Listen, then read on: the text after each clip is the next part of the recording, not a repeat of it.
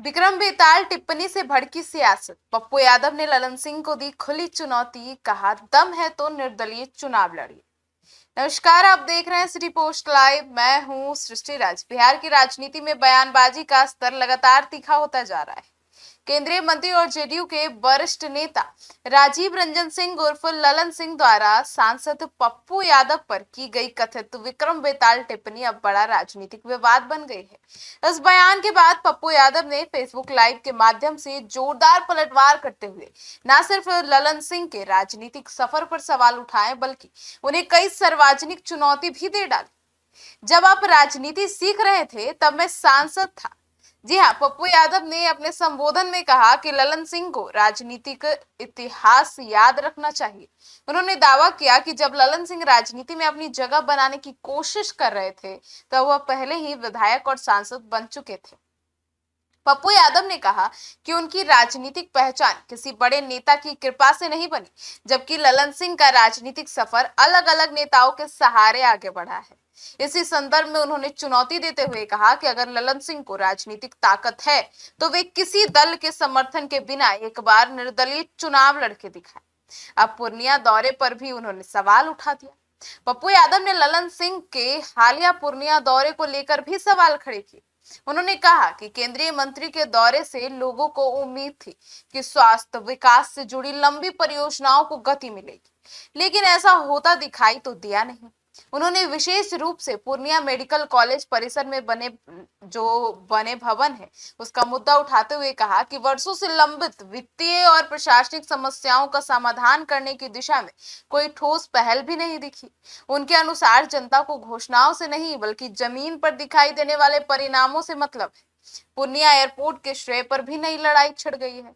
जी हाँ, बिहार की राजनीति में विकास परियोजनाओं की श्रेय लेने की होड़ नहीं जो है वो नई नहीं है।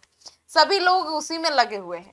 पूर्णिया एयरपोर्ट को लेकर भी यही स्थिति दिखाई दे रही है। जो पप्पू यादव है उन्होंने दावा किया कि इस परियोजना के लिए सबसे लंबा और लगातार संघर्ष उन्होंने किया है। उन्होंने कहा कि उनके सांसद बनने से पहले एयरपोर्ट के लिए जमीन उपलब्ध कराने सहित कई जरूरी प्रक्रियाएं अधूरी थी।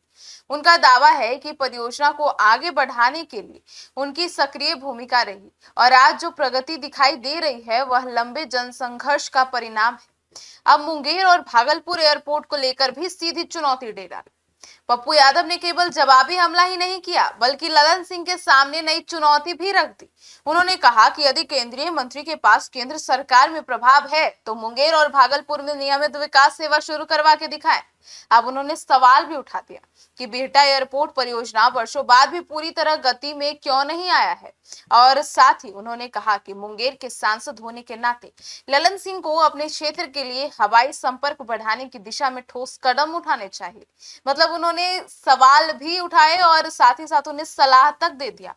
अब आपको बता दें, ये जो बयानबाजी हुई है इससे चुनावी माहौल तो काफी गर्मा गया है। राजनीतिक गलियारों में सरगर्मी आ ही गई है। राजनीतिक जानकारों का मानना है कि यह विवाद केवल व्यक्तिगत टिप्पणी तक सीमित नहीं है।